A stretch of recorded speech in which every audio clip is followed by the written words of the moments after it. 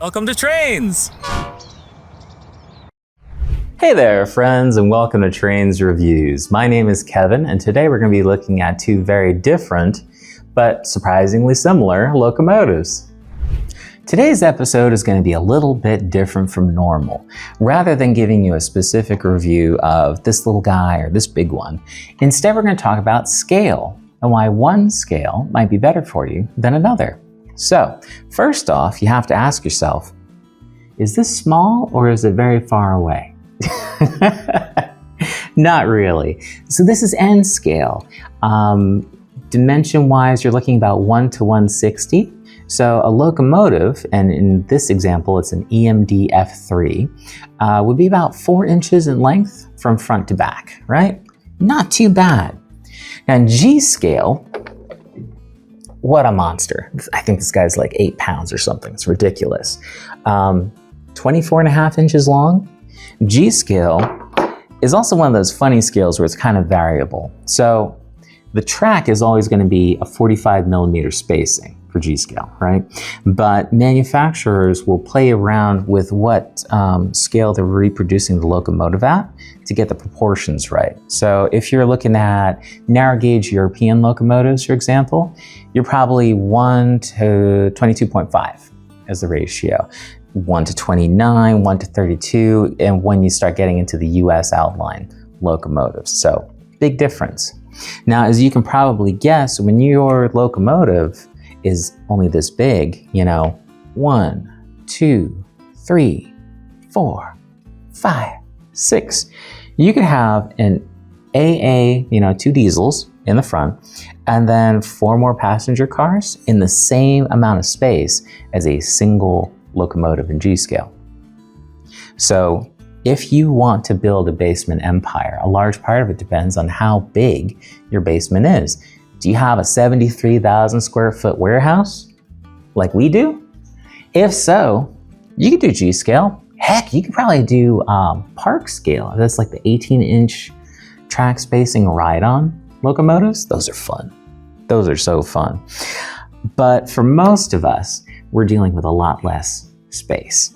So in that case, something like N scale is a real boon because you could go to Home Depot or Lowe's or Menards, get yourself a hollow core door, right? That's an interior door, and put down a couple of sawhorses.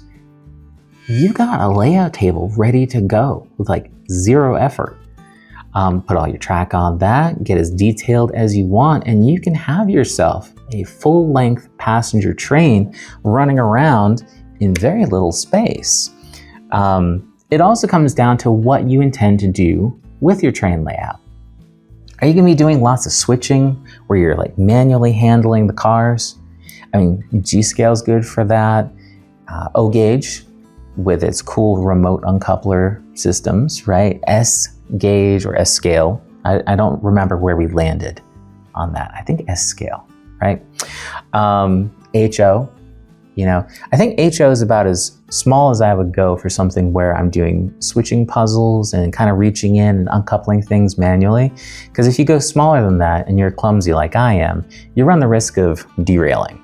And we don't want that because when you derail, then the 5-finger switcher, the 050, has to come in and re-rail what you knocked over. If you fancy running a passenger train, you're going to want to go for the smaller scales. HO scale, N, Z, these give you wonderful continuous running opportunities in a very small amount of space. And they let you run a prototypical length consist without ending up with something that's 15 or 20 feet long, like it might be with G scale.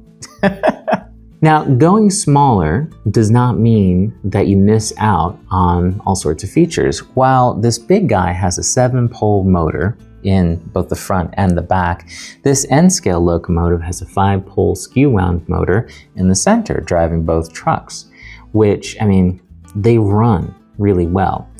Both of these have illumination as well, and the detail work is pretty amazing. I can take a look at the top of this little guy here, and there are some differences, but that's more because this is an F3 and this is an F7.